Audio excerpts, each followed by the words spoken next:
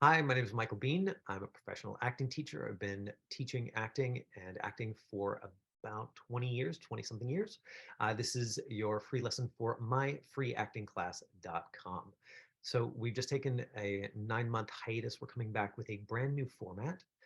And in this format, the focus is going to be on a handful of students who've agreed to submit self-tapes every week.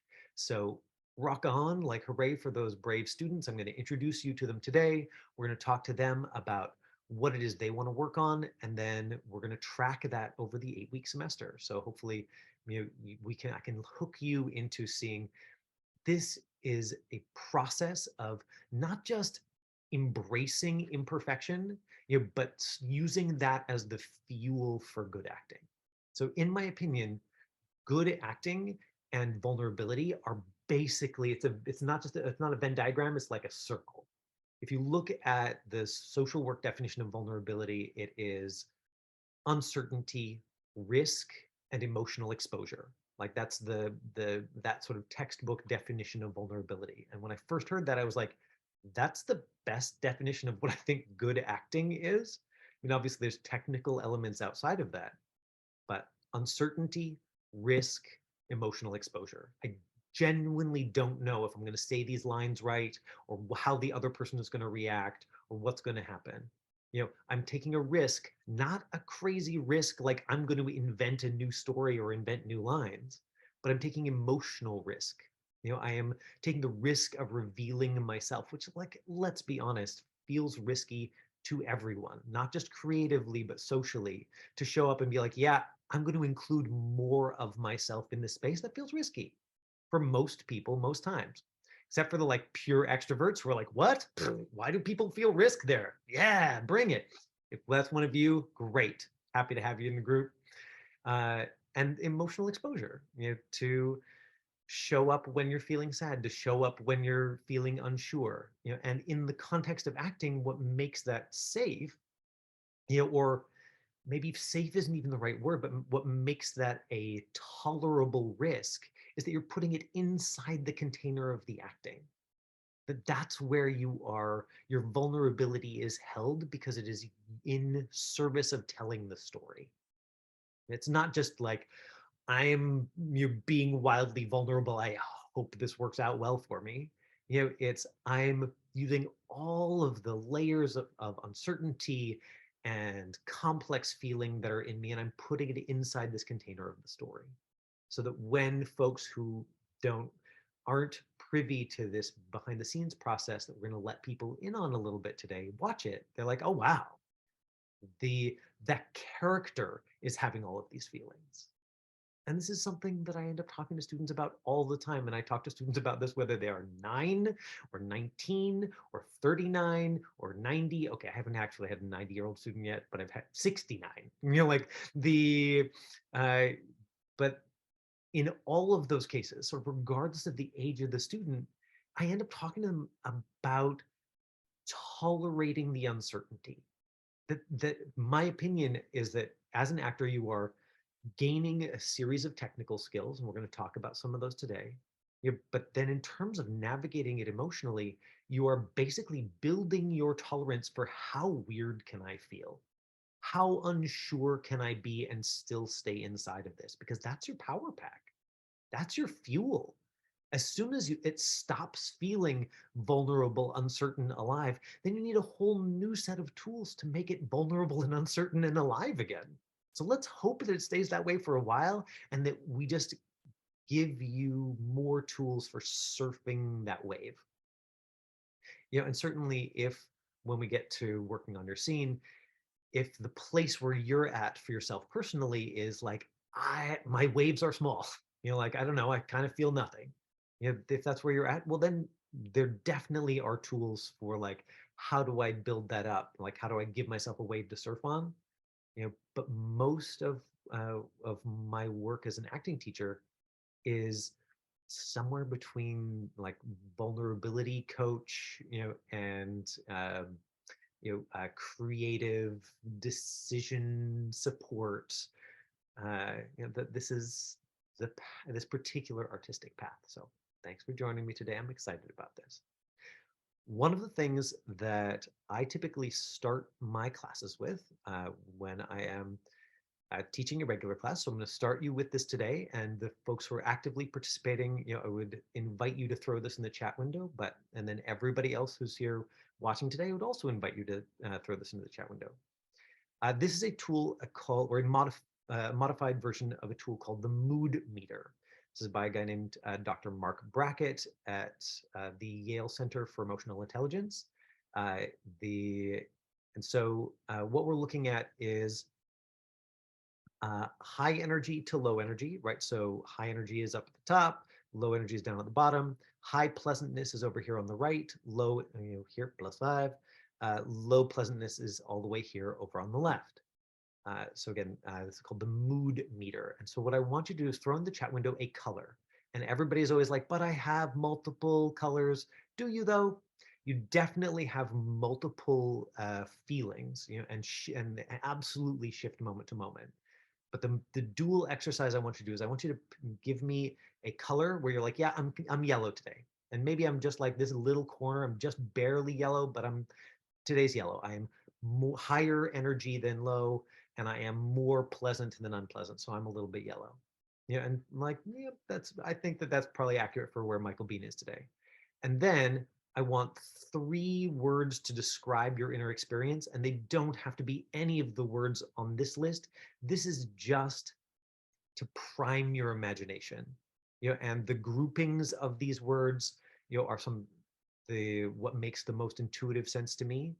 But I want to throw out there that one of the places where you have a lot of creative freedom is in remembering that as an artist, and as an actor, it's your job to bring complexity to something that seems simple on the page.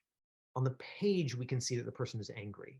As a person, we know that you can be angry and you can be surprised and you can be irritated and you can be settled and you can be despairing, that all of these can be present, and you can be hungry and you can be sleepy, right? There's a whole bunch of physical sensation things that aren't on this list that you can have 7 different things in your body at the same time, and they're shifting and changing moment to moment.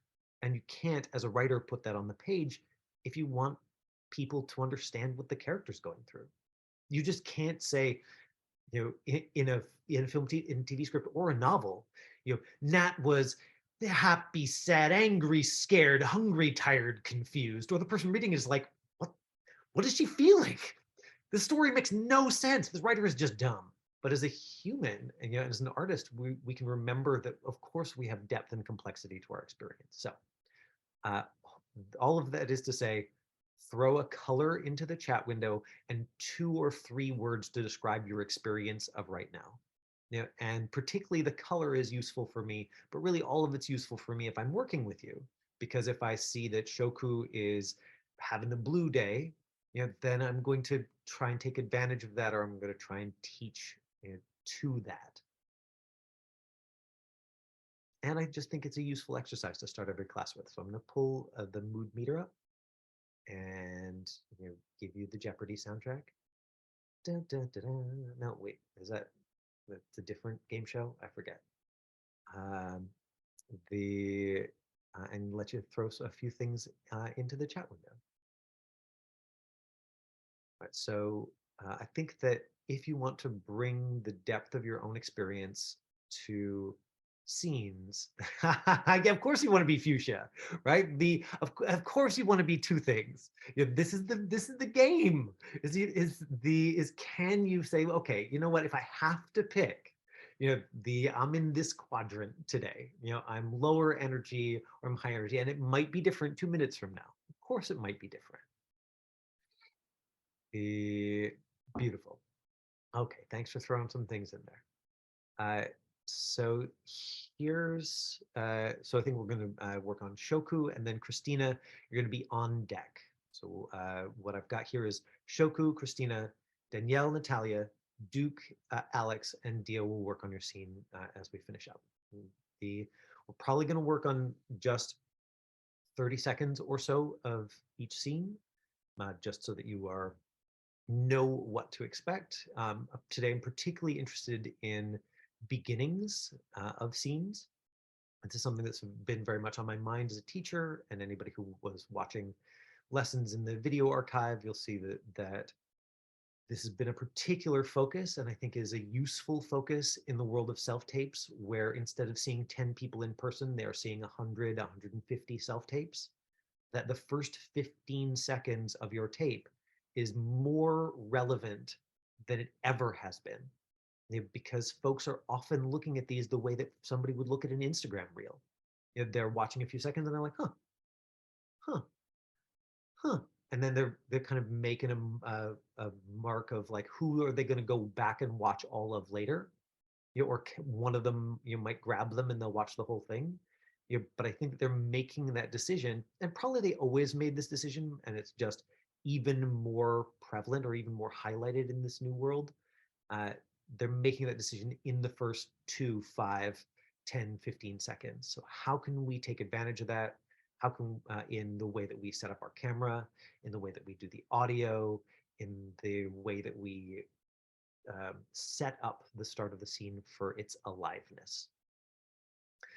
Uh, so I'm going to show you the 2 tapes that Shoku sent me, and then Shoku, I'll talk to you about the tape, and then I'm just going to pin your video for everyone, and and then we'll workshop the scene in person. Yeah, so you can, at that point, you can use me as your eyeline, and we'll work on the scene a little bit. So I asked Shoku to send me a video of just her talking, because she is our brave volunteer who's like truly starting fresh. So rather than there being like a bunch of other acting things to unlearn, I have the privilege of maybe helping her build up habits, right from the beginning, which is why I wanted to start with her tape. So I want to say that typically for film and TV acting, where I recommend that you start is with this idea that we believe everything that's happening. That truly, if you're looking at, of course, really skilled acting and the kind of acting that most of you watch and will be impressed by or excited by, does both things. It is both very believable and is very expressive. Both of these, the training for each of these things pull in slightly different directions. Where I'm gonna do less, I'm gonna make it simple, I'm gonna bring in lots of ease, or I'm gonna like open up new parts of myself, and it's gonna be vulnerable, and I'm gonna take risks. And the training for each can move in different directions, but ultimately we want you to bring them back together, and you want to do both. Of course we want to do both. Just like if you were doing physical training, and sometimes you would have to be like, we're going to train power, and then we're going to train endurance. And these are 2 totally separate physical systems. Obviously, they're both in a body, but like, how much force can I create in 3 seconds versus how can I sustain that for 30 minutes? Like, yeah, it's pretty obvious that like in a physical body, those are going to require different training systems, and eventually some of them are going to converge. So I just throw that out there as an analogy for, if you're like, no, I want to eat the whole whale. I want to be totally believable and totally expressive. Good. I want that for you too. Uh, as a person who is training, it may be useful sometimes to choose one or choose the other.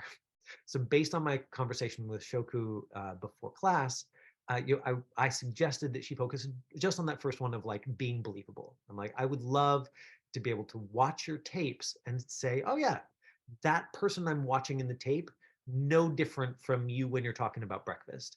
No different from you when you're just talking to your friends. And from that foundation of total believability, then we can play with expressiveness. And so in support of that, she sent me a video of her just talking. So this is her from Instagram, I think, telling a friend about a coffee shop. Uh, it is in Farsi. I have no idea what she's saying. That's fine. One of the things that I wanted was ease, and particularly if you happen to speak multiple languages, and particularly if your first language was not English, and you're currently acting in English, going back to your language of origin can be really, really helpful in terms of finding that baseline ease. Shoko, I may even ask you to do that with the scene today as a reference point.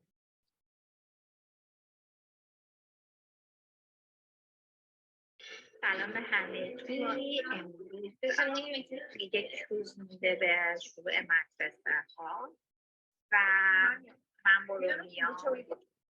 Okay, so there's tons of background noise. It's just like her out in the world. I'm not going to analyze this technically because that wasn't the exercise. What I want you to notice is that there are all of these natural pauses when she's talking. She's not projecting with her voice at all. Her face is relaxed. That this is the amount of ease that we want in to work towards in the tape that she's going to that I'm going to show you in a minute. یه ذره هنگام. Do you remember when you came over to my house for a sleepover? Yeah, my dad. You remember? Right, so there are these little moments of expressiveness that are sort of expressive of the opinion of the thing that she's talking about, but again, we're not seeing her indicate them, right? There's no like, this is my opinion. It's just this like little flick. This is what real reactions, this is what real expressions look like. And I highly recommend this exercise for all of you, even the more experienced among you, to go through your video archive and find a clip of just you talking, something that you sent to a friend 2 months, 6 months, 18 months ago, or that somebody took of you when you just kind of weren't thinking about it, so that you can reference that and be like, oh yeah, look, I'm plenty expressive, and I have these moments of where I'm absolutely full of ease when I am not thinking about what to say, where I'm not thinking about how I'm coming across.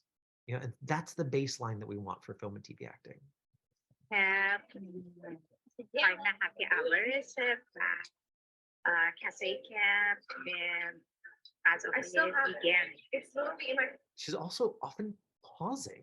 It's something very, very simple, but it's something that actors are often very scared to do. They're like, that moment of a second and a half, but while I think about what to say, they're worried that that wrecks the tape somehow. And I just want to point out that in Shoko talking, of course she's got to think about what to say. She's making it up on the spot. And it's only an actor who knows everything they're going to say and can plow through them all without ever pausing to like find the thought, or engage with the place they're in. Like that those things often require an extra level of imaginary work. But I want to point out, and thank you again, Shoko, for being willing to share that with me, because I think that it is an important baseline for the work that we want to do. So let's take a look at Shoku's self-tape. And maybe I can show you the script, or I can show everybody the script if that's useful. I think that for the moment, my focus is going to be on workshopping the scene with Shoku and doing the scene with her, and I will only show you the script if I feel like it's relevant. There may be classes where, rather than like, let's focus on the beginning and doing this experientially, where I choose to focus in little bits on script analysis, but that's just not where my attention is today.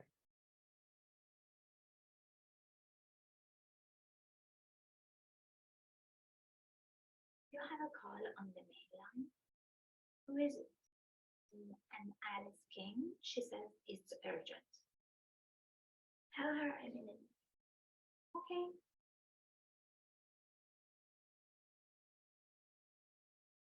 I'm sorry, ma'am, but Mr. Logan is in a meeting.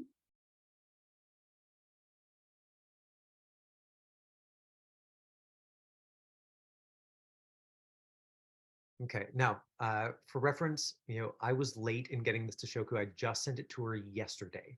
And so she was like, sure, whatever, I'll tape it. Yeah, I'm so keen. Love that. For those of you who I'm sending scenes to, I will make sure to get them to you well in advance. But now let's, I think that I can just spotlight for everyone. There we go. And then we can workshop the scene with Shoku. So this is assistant it was the name of the role. This is very, very normal in terms of what and actors are expected to audition for. Sometimes you will go out for bigger stuff, for sure. But initially, 5 lines and less. It's what the Union of BC Performers, if you are in BC, like I am, considers an actor role. In the States, I believe that is called a co-star, which I just think is funny. That in BC, they're like, no, this is the small role. We're going to call them actors. And in the States, they're like, co-star. I have 2 lines. I'm a co-star. It's like, of course you are. Yeah, no, you're a co-star. Way to go. U.S. market. I have no idea what they call them in the UK. Nat, if you happen to know what they call a professional gig on film and TV that is 5 lines or less, I would be curious if you would throw that in the chat window. So let's talk technicality. Right now, I've got Shoku's video spotlit for everyone. It's a guest role. That's what Nat says they're called in the UK. And it doesn't really matter. There is a name for this, like 5 lines or less, mostly because it determines your pay grade. They're like, they have to pay you this much for this many lines or this much for more lines. And sometimes, a big shot agent will be like, well, you can book Shoku, but you've got to pay her this next grade up, even though she's only got 1 line. Like that's something that, like, if that happens in your future, great. Like, may you have champagne problems. But right now, let's focus on technical stuff. You can see right now, Shoku's lighting is terrible. She is side lit, backlit. For class Shoku, if you want this to be as useful as possible, please make sure that there is a light on your face reflected in your eyes, because right now you can see there's no light reflected in her eyes, so she looks dead inside.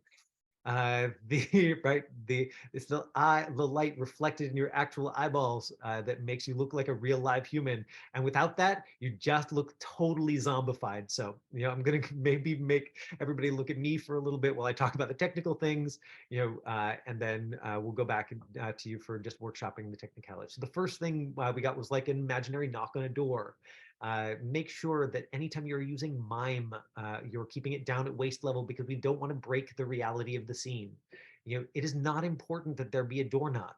If there's a table in front of you, like there is in front of me, I could go and give an actual knock, but there's nothing that stops me from just going, excuse me, and just getting the person's attention. We're going to want to pick up the pace on it a little bit. Your If you're investing in a single piece of equipment, invest in lighting. If you're investing in 2 pieces of equipment, or actually, if you can, a single piece of equipment, a ring light that has a holder for your cell phone, this tiny little bit of wobble from whoever's holding the cell phone is too much wobble. You could not submit that for a professional tape. Now, I didn't give you a lot of time to set up, so just so you know for next time. Your person who is reading, my guess is they're here and they're beside, which means that they're right beside the microphone and you are that much further away. So phones are pretty good at adjusting, but they will prioritize the voice of whoever is closer. I highly recommend that most of you don't invest in a camera. I don't think it's a good investment at this point. Most cell phones have cameras that are like substantially better than the kinds than the kind of tape you would need. Like most times you're going to record on your phone, and then you're going to actually need to make that file smaller to send it in. So recording on your phone is totally fine. Do you need an external microphone? Maybe, maybe not. When we look at Nat's tape, you'll see that there's like enough background noise that sort of, if that's where you're taping that, maybe it would be worth investing in like an inexpensive plug it into your phone microphone. You can probably get one on Amazon pretty cheap, or from any electronic store around you. But for Shoku, not so much. What you needed was either the reader to be really way quieter, like this kind of quiet, simple, quiet, or you would need to lock off that, right, put the phone on a device and just have the reader stand further away, which is great because then you don't have to give the reader as much acting advice, and you don't always have an actor to read with. When I read with friends, I have to be like, oh, that's great. Yeah, no, even less. Yeah, no less, just talk. To say the word quieter. Okay, even quieter? Yeah, no, just really quiet. Okay, great. Like if I'm working with a non-actor, I have to be quite assertive about getting them not to act, because they get excited about it. They're like, I'm a civilian and I've got a scene and I'm helping Christina do her acting. And you're just like, okay, cool. Slow your roll. Like this is about me right now. Like you have lots of fun in expressing it when we're practicing, but when we're taping it for real, I need you to be quieter and simpler. So that's probably enough here. Now, there's also a line from Alice that you chose to cut out of the scene, right? So the end mark is after Alice's last line, and that was a mistake. One of the only things in the scene that is like strongly emotive for you to react to is this last line, and you chose to sort of imagine it on the phone instead of getting the reader to read it to you. So Shoku, let's replace this spotlight. And what I want you to imagine right now, I've got you spotlit, so you're probably looking at your own face. Sorry. But if you want, if I can get you to imagine, a spot in the corner of the screen, that my voice is coming from there, right? So just pick that, spot in the corner of your screen, or like just off to one side, and you're going to need to unmute yourself if you haven't already. And do you have a table in front of you, or a desk or something? Pardon? Do you have a desk or table in front of you? No. Okay, great. Yes, I have. Perfect. Yeah. Not just For knock knocking? on the actual table. Like the knock on the actual table. Give me the first line.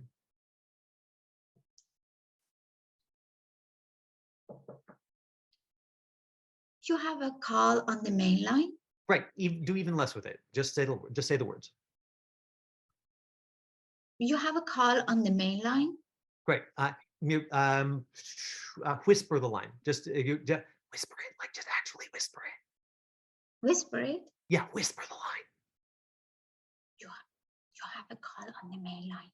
Good. So my intention when I'm asking somebody to whisper is that, like, I don't know if you can hear, but the 2 times she said the line, it had exactly the same rhythm.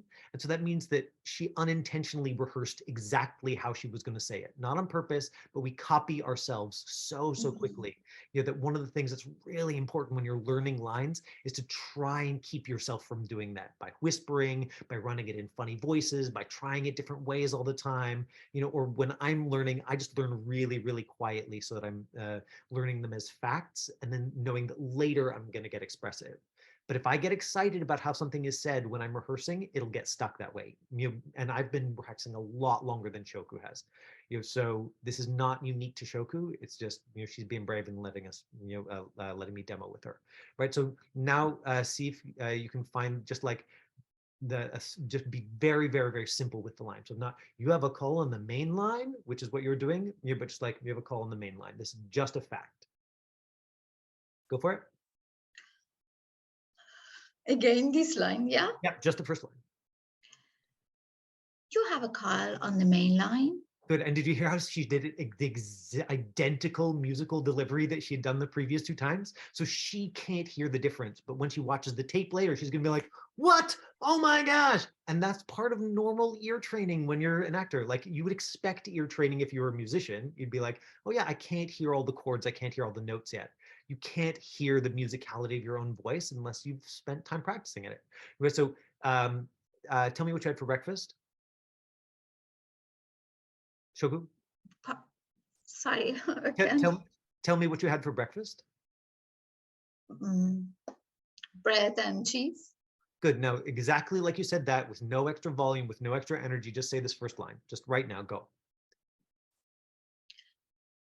You have a... Oh yes, yeah. Just say you have a call on the main line. Just say the line.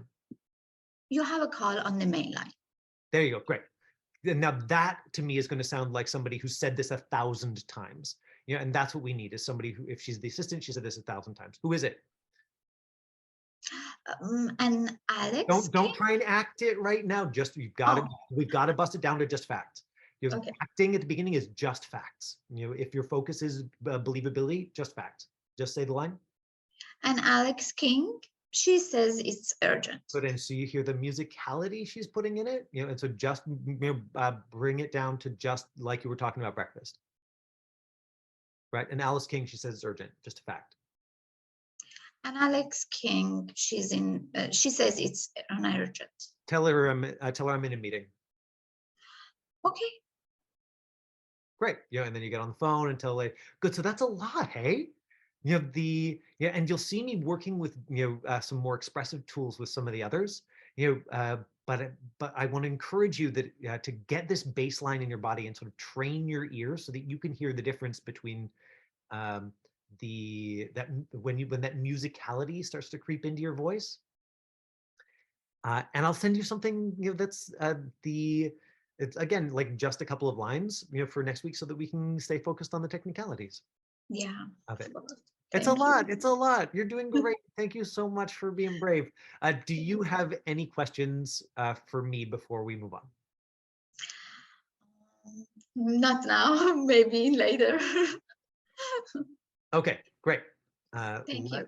My pleasure. Christina, let's move on to working on your scene. So this is the clip that Christina sent to me. We're just going to watch the first 30 seconds. It's like it's an emotional scene with her dad, which I know is the kind of thing that Christina usually gets excited about. It's something that she's been playing with, and I had the chance to give her feedback on several times over the last couple of years. Told you I'd find them. Jordan, what is it? I don't understand what happened to you and Dad. Oh, honey. Look how happy you two are here. It wasn't that long ago. Do you remember that time we built a snowman? Mm-hmm. And the next day got really warm and the whole thing melted?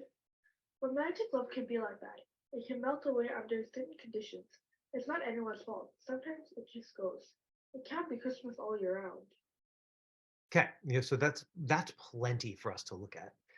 Now, Christina, even if you've like mostly forgotten these lines, we should be able to workshop the first couple of lines with you on camera, as long as you're open to doing that today. So let's just look at the technical stuff.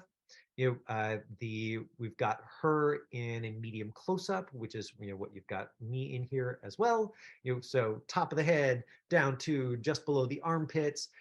There, we can maybe be a little further back. So your self-tape, it's kind of up to you if you want to do like that really tight medium close-up, or if you want to back it up a little bit, see a little bit more of your chest, a little bit more movement. That's sort of a matter of personal preference. But what she's doing great here, she's not giving us like lots of weird headroom. There's nothing distracting in the background, so the focus has to be her face. There's no way for our eyes to just like be like, ooh, what's that light switch in the background? If we just zip ahead here, we'll see that we've got a little light reflected in her eyes. Yeah, and she's in about the center of the screen. Her eye line is right close to camera, so we can see all of both of her eyes. Maybe her hair is shading her face a little bit too much here, but I don't know, because it's not cutting off much of her eye, and is supportive of her sad scene. I think that works for me. I would say that again, the main technical fix here is audio. That your reader is both not a skilled reader and too loud. That this is that if you were submitting this for a professional self-tape, Christina, you would want to make sure that you got your reader to stand further away, and just do less. Like I said, where you're just like, yeah, man, when we're rehearsing, do whatever you want, but now when we're running it for real, less, even less. Yeah, internalize it, cut it, do nothing. Great, yeah, like that. Oh gosh, what was the guy's name? David something, one of my instructors in college, called that the standard declension. He's a director, and he works with actors, and he's like, great, yeah, what were you doing with, okay, yeah, good, yeah, a little bit less, yeah, no, a little bit less, good, yeah, now internalize it, good, now cut it, yeah, do nothing, okay, yeah, like that. Which I thought was really funny. Right, that working with actors in Canada, you have to be like, oh yeah, no, I'm gonna really validate you while also please getting you to stop doing whatever weird thing you've decided to do with this. Whereas like in the States, or if you're working with somebody with like Shoko, you could just be like, just stop it, don't do that, okay, thank you. So this is cultural differences. We're being sensitive to cultural differences here. Let's go back and look at Christina's self-tape for a second.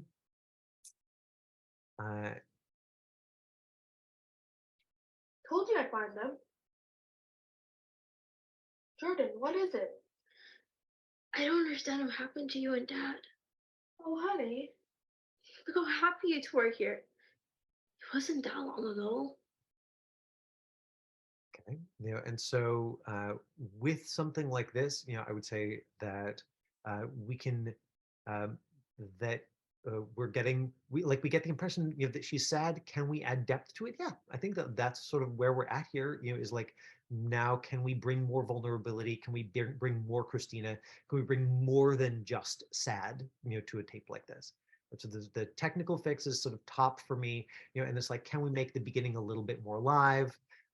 Can we um, the like, can we sort of get in there and make this more interesting? And so let me spotlight Christina for everyone. There you go. Hey, it's Christina. So can you move back just a touch and tip your camera down just a little bit? I know I'm trying. But I just got like a new phone case, so it's like really bulky. So it's like, Oh you man, know, I get you. I get you. Like, one of the things that I would love to do sometime between, now and when we're done this semester of class is get everybody to take a picture of their self-tape setup, because I'm happy to share some of mine. Like, there's often like a stack of storage boxes. Like, I've got a couple of auditions to tape tomorrow, and truly it'll be like a chair on my kitchen table, with 3 yoga blocks, and then a computer, and then like a tripod beside that with the cell phone on it. Like, it's gonna look just like this in the background. Nobody's gonna know that it's all chaos out there. That So dealing with the technicality. So right now you can see that Christina is like lit from the top. So again, like, we can see a teeny smidge of light in her eyes, so it's a little bit better. But still, you would not want to use lighting like this for a self tape, because she's so top lit. And it could be just as simple as like turning off the overhead lights in her room, and then suddenly her camera would be like, oh, now we're going to pick up the light on your face. But otherwise, like, find a desk lamp, something, point at your face. Man, time goes so fast. Okay, I'm gonna have to pick up the pace a little bit, if I want to end by even like 10 after 12. Ah, this is so normal for me. So Christina, what's my first line? your line Jordan, what's is, wrong? yeah, like, oh, I found it or something. Sorry, I can't remember the I mom's found it. lines. Jordan, what's wrong? Yeah. Great. So one of the things that that I would recommend doing to like add complexity here, is improv into the scene. So the does it work, eyes downcast, to communicate to us that you're sad? Absolutely. Could we, if we wanted to add more risk, then we would do something where we could see your face. And so Mhm. my recommendation, and what I've been doing with all of my self tapes, and when I'm coaching other people with self tapes, I say improv into it. You start with, because we're going to cut that out. You're not going to send in this improv. To be really clear, I'm never going to ask people to write their own script for the start of a scene. What I am typically going to ask people to do is just like talk yourself into the work. Does that make sense? Okay, so the put your dad over on one side of the camera, you know, and then right, and then and then give me an eyeline on the other side of the camera. Okay, and Is it so good? turn to face the Or turn? opposite side of the camera. There you go. Turn to face the opposite side of the camera from the dad. Excellent. You look over there. You cross your arms over your chest. The right, and so that's like you looking at the happy family photo, or you looking at the mom driving away, out the window and never coming back. Right. So give me 15 seconds of improv, and then just pause, and I'll use that pause, I'll give you 2 seconds and I'll say my first line. And then I want you watching, whether you're watching here live or watching the tape, to go, is it a little bit more alive because she was doing something before the first line? Right. So this is a great way to destabilize that sense that we often get watching self tapes of like, now I am performing, where it takes a couple of lines to sort of drop in. Yes, Christina? Do you want me to say something or just react? Like, just It's don't say anything. very important that you talk.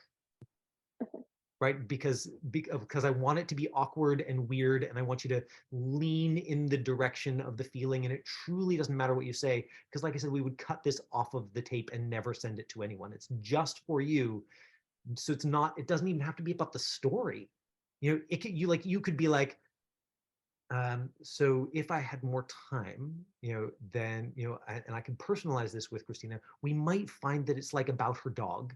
That she's like, actually, the one thing that I actually feel that much grief about is my dog. And so what I'm going to do is I'm going to look out the window, and I'm going to see my dog, and I'll be like, oh, and his like the fuzzy patch, and he's rolling around the way that he used to. And then we see like love and grief and loss, and then that's all of that is alive in her body. So does it have to be about her imaginary parents? No. It's literally anything that walks her into the feeling that is present at the top of the scene, whether that's imagination or physically sensory in the body, or it's something that is personalized from her life. Any of those are sort of the three main access points. So I know that's that leaves you with a lot of options to choose from, Christina, but just try something for me, would you? Go for it. Mhm. Why did he leave? Loved him so. Wait, sorry, my alarm's going off in the middle of this. I'm so sorry. Okay. I'm so sorry about that. Okay. Why did he leave me? Good. I say this makes no sense. Keep looking at This the makes keep look at the eye line. Let me talk to you. Just say this makes no sense. no sense. Yeah, I hate this. I hate this.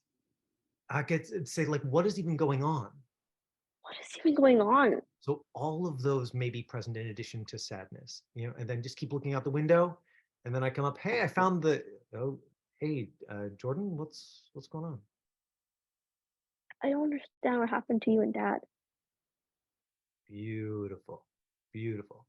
Right, so everybody, you can see that exercise potentially invites more levels of detail, into the start of a scene. Let's I'm going to have to move a little bit faster, because I spent 15 minutes talking to you and giving you setup, and if anybody needs to leave early, then I absolutely understand it. I'm sorry, and we'll work on your tape next time. This is a new format, and I'm still getting used to how to teach the way that I want to teach and still be efficient enough, to go through tapes. But otherwise, I'm going to run class until 12:50 my time. Okay, so here is the start of Danielle's tape. Let's watch that. Now, Danielle, let me know that she is what's the right word? Vision impaired, and that this shows up in her eye lines. So that's something that. So if you witness that, like that's something that is just like true of her tape. But man, her like visually, her taping setup is great. Check this out. Man, you crushed it with the cures today, Dr. Ken. 20 out of 20. Bam! Well, the last one was just a well reading the doctor's note to get jury duty. Just the doctor's note. You wrote the hell out of that. Emotionally charged. I laughed. I cried. Shit was like a Nicholas Sparks novel. So, what are we doing tonight? Okay, so taping setup, she is, not just, she's in the medium close-up. We've got an eye light. She's just a little bit off center and looking in the direction, of the, and looking in the direction of sort of where her reader is, which I think is ideal. It was called having nose room. So she's just a little bit off center and looking towards the other side of the camera. She's, like, do we have some of the same audio thing that we're experiencing from the other page? Emotionally charged. Yeah, jury duty. Just the doctor's note. No, like I would say that, it's that in this one, we're not distracted as much, by the reader. Like, we can take the volume on the reader down a little bit, but that's sort of the technical thing. So from here, Danielle threw into the chat window like, I don't have this scene anymore. But are you open to just talking it through with me, Danielle? Are you somewhere where you can turn on the video and I can? Oh, I have it memorized. Okay, perfect. Because I can. This for if you all want me to be able to workshop your scenes with you, it is important that I get the scripts. But if we're just doing the first line, I can remember this guy's first line. Oh, I do have this scene. I can send Close I enough. can send the script. At this point, it's probably best for me to just wing it on the first line. Yeah. And so where I think there is space for this is in a similar exercise to the one you saw me do with Christina, where I think Mhm. we can make the beginning more alive, by having you improv in whatever you're reacting to. And I would say that, Okay. right now, you are, in terms of like taking risks, that you are so still. And there was probably a time in your acting where that was like really helpful, necessary, where you had acting teachers be like, stop wiggling around, like be in one place. But right now you are so still that I don't have a sense that you're a person in a place doing a thing. You Mhm. physically, you are coming across like I am an actor and I am presenting because I'm staying so perfectly still and just talking to you. Yeah. Right? So there's an opportunity here to bring in the sense of like, where are you? What are you doing? Are you accomplishing a thing? Like, right? So that next level, is like, what's on the other side of the camera? Is there something there? Is there an opportunity for like very, very simple physical activity, that helps tell the story? Mhm. That kind of thing. It looks like you are doctor's receptionist or something like that in the scene. Yeah, I feel like I'm an assistant to him.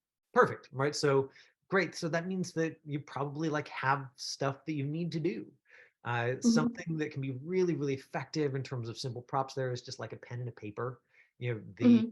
Right, like I'll often just use the script, or if I'm working with an actor and I want to give them like not a made up activity, I'll also say start circling the letter A, and just and Mhm. go through the first couple lines of the script and like circle the letter A. And if it's like, if I really want to distract them, I'll say like do it as fast as possible, like Mhm. make it urgent, but often that's not strictly speaking necessary. You know, Yeah. so the I'm just going to spotlight Danielle for everyone, and can you tip your camera down just a little bit? I mean, the ceiling fan's lovely, but I would love to see more of you. Oh, wait, this way? Yes, please. Right, so you see that she had a little too much headroom before that. you know and so that same thing of like, what is the moment before in this scene? It looks like it's you sort of being very impressed with, or like sort of joking around, playing around with this doctor. Is that accurate?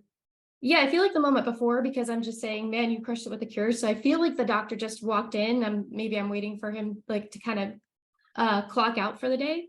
Um, because like from the first line, it sounds like it's the end of the day and we're gonna I'm hoping to go out with him. Great, great, great. So the gotcha. So there's there's like flirting happening here. There's also like he's very good at his job and he's like you're funny, charming, whatever. Mhm. Yes. Great. So let's put the client who just left on the other side of the camera, Okay. and the doctor on this side of the camera. And I want you to talk through both of those before we start into the scene, right? So I want you to start by like, whoa, Mrs. Smith was just blah blah blah blah blah blah blah, like like he showed her, and then like check him out and like talk about how cute he looks, or right, like let's have the Mhm. private moment of these two relationships of both like, whoa, yeah, killed it with that client, and also, damn, like I would love to go out with that guy afterwards. He's so funny or charming, or his butt is so cute, or like whatever it is, Mhm. exciting about him, you know, and then do 15 seconds of that improv. Doesn't matter what comes out of your mouth. Okay. Then drop down to your paperwork, and I'm going to use, and then we're going to imagine that I walk in. You're going to look up and see me. Okay, Okay. it's still rolling. Whenever you're ready. Okay. Right, and physically turn your body to these two different eye lines as well, so that, Okay. yeah. All right. It was good to see you. Have a great day. Oh man, this was a really productive day. I'm so excited to see him. He did such a great job. This is gonna be so. I bet we're gonna go out to dinner tonight. And then see him in the distance on the other side of the camera, see him in the distance on the other side of the camera, and just narrate that a little. There he is. Oh boy. Oh my gosh, there he is. Ugh, I don't know what to say. Down to the Uh, paper, down to the paper, down to the paper, and action. He walks in. Man, you crushed it with the cures today, Dr. Ken. 20 out of 20. Bam. No, I just wrote her a note. It was no big deal. You just wrote it a note, no big deal. You wrote the hell out of that. Emotionally charged? I laughed, I cried. Shit was like a Nicholas Sparks novel. Right, right. So it does make the beginning more alive. Yeah, probably. And then we can probably get into some more specificity, with this like I laughed, I cried, because something like that is a joke. Like that's a joke for his benefit. You can be more expressive with it. And so I don't this doesn't violate that thing about needing to be believable all the time, because if you are being silly on purpose for the benefit of another person, that's a real human thing that people do all the time. Oh Especially yeah. if you can like lean into it and be like, I'm a goof, and then just go back to talking normally, that makes it really clear, to decision makers that you're not just like sort of stuck in weird comedy voice. Does that Right. make sense? Right. So so that second line, I want you to start it, just facts, go further with the like blah blah blah, and then come back to just facts with the Nicholas Sparks novel. Okay. So give that a shot with that line. Man, you wrote the hell out of that. And I would say that right now you're pitching your voice up, and so what I'm hearing is you trying to tell me here's how I'm feeling about it. And so what I'm suggesting is that you start by just saying it like it's a fact.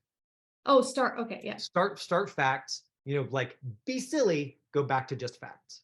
Got it. Man, you wrote the hell out of that. I laughed, emotionally charged, I cried. Shit was like a Nicholas Sparks novel. Right.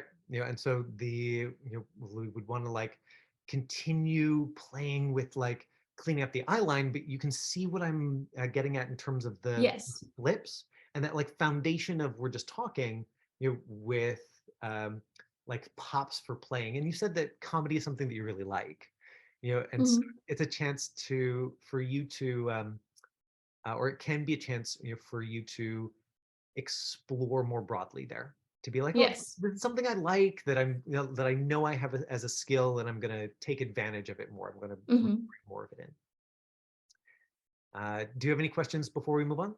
Nope. Yeah. Sounds great. Thank you for sharing with me, and I will send you something for next week, unless you tell me Awesome. different. Unless you're like, I got plenty of auditions and don't overwhelm me. No, that's good. I'm excited to see what you send. Okay, right. Oh man, it is now 12:15. So I've been going for an hour. I did not intend to. I really thought that I could get through 30 seconds of workshopping with 6 scripts. Duke, Dia, Alex, may I workshop your scenes with you next week so that we don't extend this class? Okay. And I can commit to being more efficient and jumping right into that. Since this was the first week, I had more preamble with you and more kind of preamble that I wanted to give to the group. But I can cut that down to 60 seconds tops of Michael Biehn talking before we get into the good stuff. Before we wrap class today, does anybody, the folks who worked, or anybody who's watching, have questions that they want to throw at me? And like I said, I will do my best to give you a concise answer now, and then I'll be thinking about that between now and when I see you next. Feel free to throw them in the chat window, or just like wave a hand at me. Alex, go ahead and jump in. I have a question. So what is the difference between what do I want and why do I want it? Because whenever I ask those questions, they're very similar to each other. Can I give you an example to be more clear? Sure. I think I get the question, but sure. So I wrote that I want her to talk to me, and my why is I want her to forgive me. Is that right? Or okay, so you're asking the wrong person if you want a here's the right way to do it answer, because this is me, and I'm way more interested in what works. I am not interested in right and wrong. I'm just interested in effective or less effective. And so if you are finding that it is not effective for you to ask both questions, great, scrap a question, ask one question. You know, like I don't think that you win any points for sort of doing it in the right way according to somebody else. I think you always have to run it through your own system through like, does this help me? Like, is this making my work more alive, more interesting? Is that it's making me more alive? You know, so is it improving my subjective experience, or is it improving the story that's being told? Because if not, then it's just an academic exercise.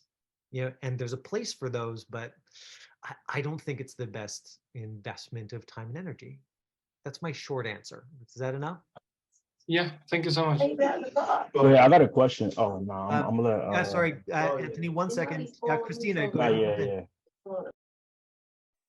It's a quick question. Yes. You know, like how I always go for sad scenes, right?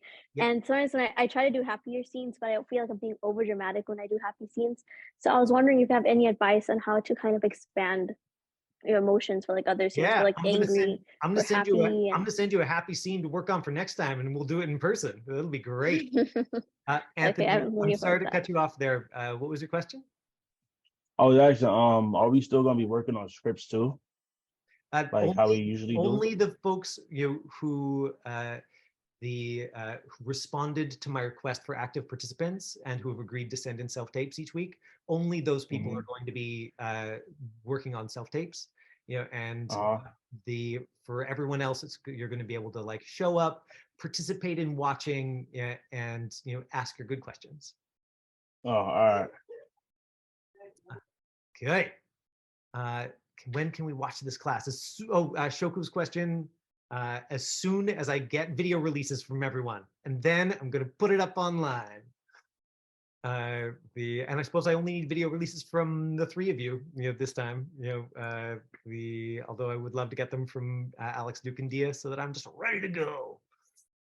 Okay, we are 20 minutes late. Thank you so much for staying with me on this one. I'm Michael Bean. This is your free acting class from myfreeactingclass.com. And I'm so excited to have some folks who are doing the real work and letting me workshop with them. Bye, everybody. Oh, yeah. Bye. Thank you. Bye-bye. Bye.